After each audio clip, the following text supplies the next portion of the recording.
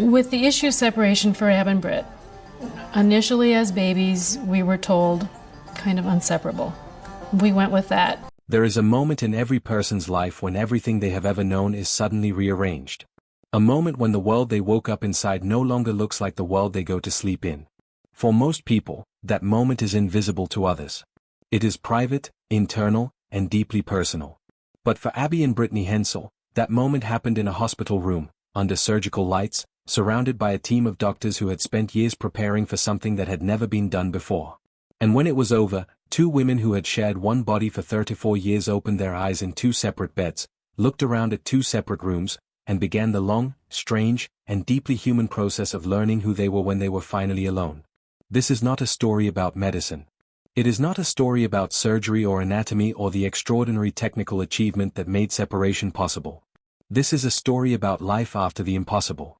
About two sisters who spent over 3 decades moving through the world together, breathing together, laughing together, eating, teaching, driving, and dreaming together, and who then had to figure out what it means to do all of those things separately.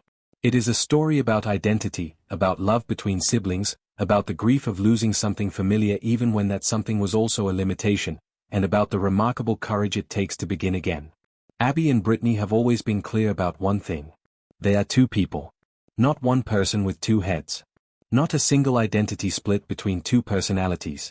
Two full, complete, and distinct human beings who happen to share a body for the first 3 decades of their lives. That distinction matters. It mattered when they were in school and teachers had to address them individually. It mattered when they earned separate teaching degrees and were both hired as classroom educators. It mattered when Abby married Josh and Brittany had to find her own way through the complex emotional terrain of being fully present in someone else's milestone.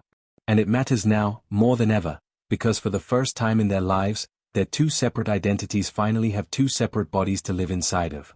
When medical staff describe the immediate post-operative period, they use words like stable, responsive, and recovering.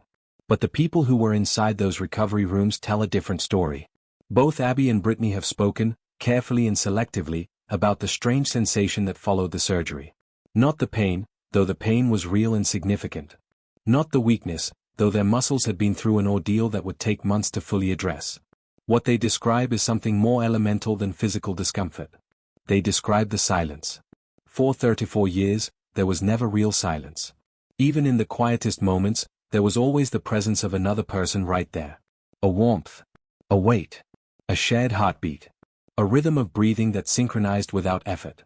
When Brittany shifted in sleep, Abby adjusted. When Abby laughed, Brittany felt it. Their nervous systems had spent decades learning to exist in concert. Their brains, each governing one side of a shared body, had developed a kind of wordless dialogue that operated below the level of language. And then, overnight, that dialogue ended. Each of them woke up in a body that was entirely their own, and the absence of the other felt, in those early days, less like freedom and more like an amputation. Therapists who worked with them during recovery have noted this is not uncommon among conjoined twins who undergo late separation.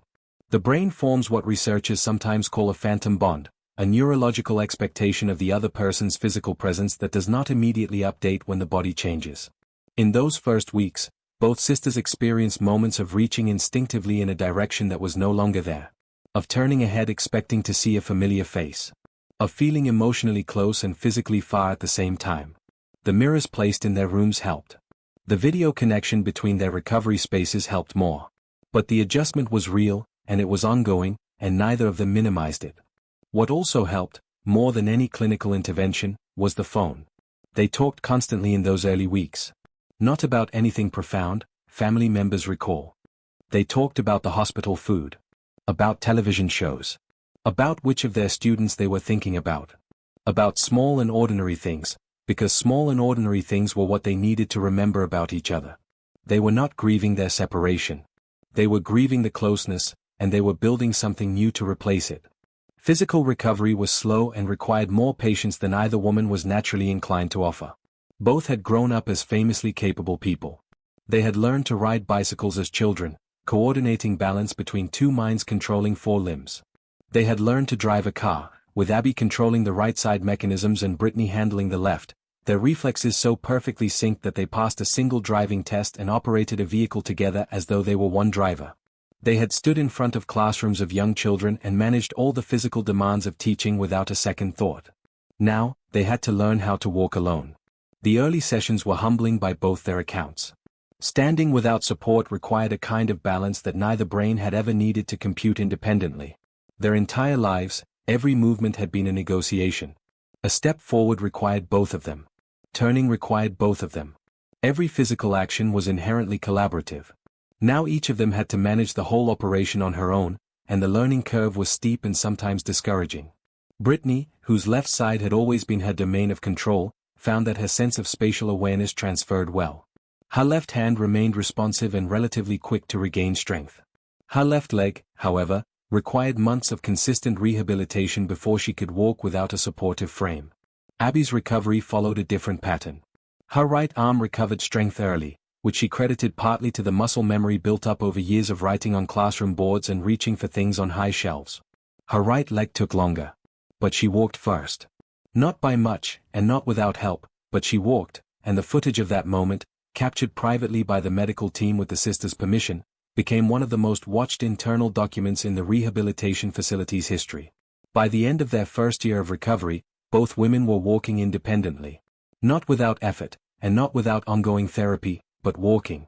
They had their own paces now. Brittany's stride was longer. Abby's was quicker. Small things that would have meant nothing to anyone else felt significant to the people who loved them, because every small difference was evidence that these were, and had always been, two separate people living two separate lives that now, finally, had the space to be fully themselves. Abby's life after surgery settled into a form that she had, in some ways, already been building. Her marriage to Josh, which had been documented and publicly confirmed before the separation, took on a new shape in the months that followed. The logistical and emotional complexity that had always surrounded their relationship, the questions, the public curiosity, the careful navigation of what it means to be married to someone who is also inseparable from her sister, shifted fundamentally when inseparability was no longer a physical reality. What did not shift was the quality of what they had built together. Josh had known Abby, fully and specifically, for years before the surgery. He had understood who she was as distinct from her sister. He had built a relationship not with the pair, but with one of the two women inside that pair, while also maintaining genuine respect and affection for Brittany as a person. After the surgery, the dynamic between all three of them changed, but the foundation remained strong. Abby has described the early months of their post-surgery life together as surprisingly ordinary, which she means as the highest compliment. Dinner. Work. Evenings on the couch. The texture of a shared daily life without the particular complications that had previously required so much management. Abby returned to teaching before Brittany did. She was back in a classroom within 14 months of the surgery, working with the same age group she had always taught and bringing to that work the same patience and warmth that had made her a beloved educator long before the surgery changed anything. Her students, many of whom were too young to fully understand what had happened but old enough to notice that their teacher moved differently and seemed lighter in some difficult-to-articulate way, adapted quickly. Children generally do. The question of motherhood, which Abby and Brittany have discussed carefully and selectively in public, remains one they handle with the privacy it deserves. What Abby has said, in her own words, is that her life feels full.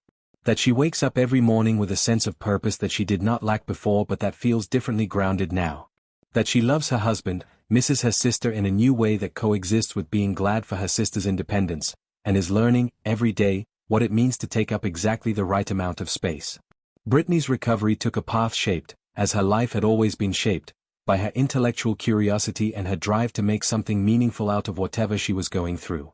While still in the rehabilitation facility, she began reading medical papers, initially, because she found she wanted to understand exactly what had happened to her body during the surgery and what was happening to it as it healed. Then broader texts about conjoined twinning, about the history of cases like theirs, about the gaps in public understanding that had always surrounded people born the way she and her sister were born. By the time she was discharged, she had the outline of something in her mind. A foundation. An organization focused not on raising awareness in a general and vague sense, but on providing genuinely useful support to families navigating the medical and emotional complexity of conjoined twin births. Information that actually reflects what doctors know. Financial assistance that addresses the real costs of specialized care. Community for the parents who often feel completely alone inside an experience that very few people share. Brittany brought this idea to Abby, who had been thinking along parallel lines, and together they began building something that felt, to both of them, like the most useful thing they could do with the particular combination of experience and visibility that their lives had given them. Brittany's individual life outside that shared project has taken its own shape. She travels more than Abby, partly by temperament and partly because her role in the foundation takes her to medical conferences and speaking engagements that have become an important part of how she understands her own purpose. She has found that she enjoys the specific kind of solitude that travel provides, not loneliness, which she knows and does not enjoy, but the particular quiet of being in a new place with only your own thoughts for company. It is something she never had before. She is still deciding how much of it she wants.